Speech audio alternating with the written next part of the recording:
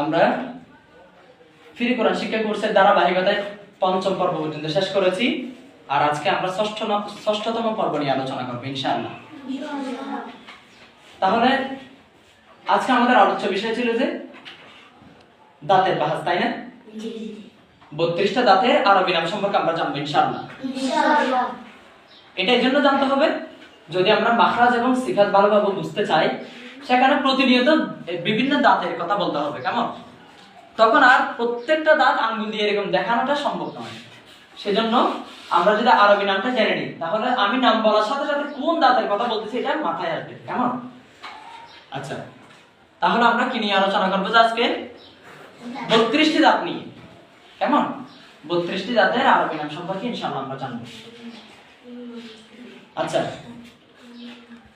একজন সুস্থ